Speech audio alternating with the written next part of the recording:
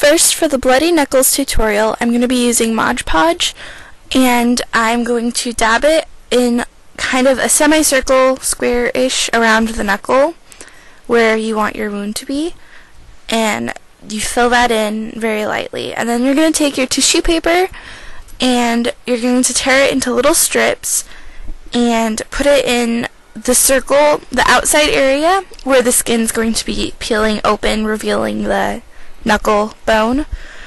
So you want to make sure that's in a full circle around your knuckle, because that's going to be the basis for where the wound opens.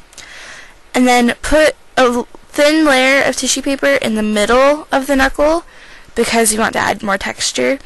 And then just go over that with Mod Podge so that it sticks and you can peel it off in the end instead of it falling off by itself. So that part I'm just letting it dry.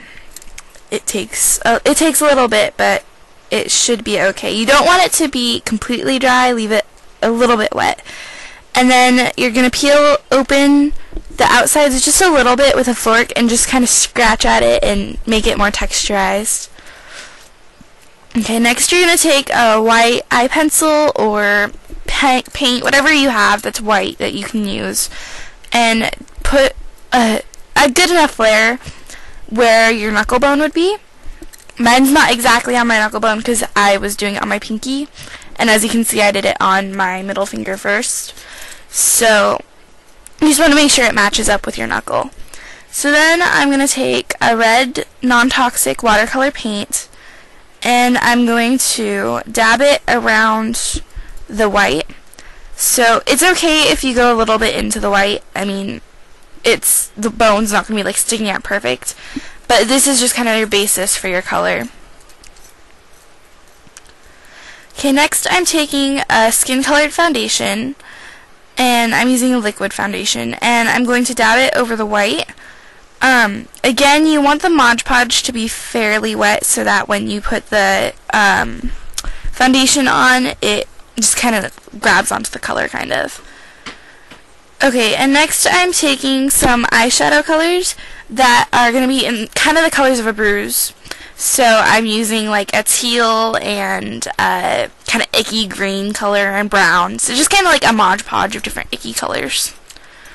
And if you have a like bruise palette, bruise wheel or whatever, will work a whole lot better than the eyeshadows, but this is what I'm working with. So then I'm going to take some blue, purple, and brown watercolors and just kind of do a light layer around that. It's okay to go over the foundation because we wanted that to be bruised anyway, so we wanted to have a bruised look. And then just blend and blend and blend around your knuckle. I can't stress the blending enough because that's what really makes the bruise show. So next I'm taking some fake blood. I'm putting it onto a thin paintbrush first, just kind of a glob, and glob it around the knuckle area.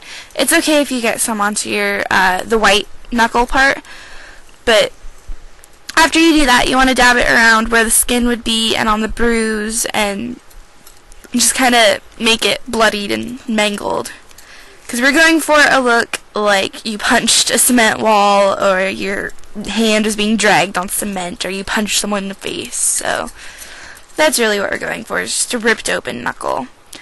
So then I'm taking some red lipstick. This is actually my favorite to do blood just because the texture is really, really good.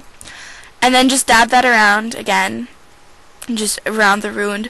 We really don't want it to be like certain, this is in a certain spot, this is in a certain spot. It's mangled and bloodied. So then dab some blood just all around the wound and put some on your fingers and knuckles and make it look like it bled all over you.